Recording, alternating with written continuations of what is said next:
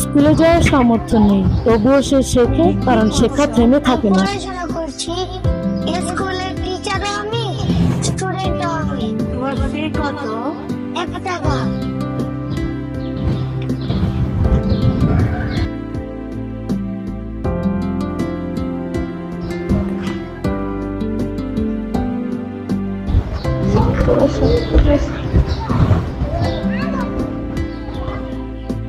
তুমি আজকেও আছো?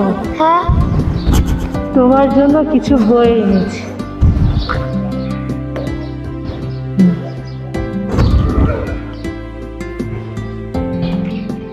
শিক্ষার দরজা কখনো বন্ধ হবে না, দরকার শুধু ইচ্ছা আর সহানুভূতি।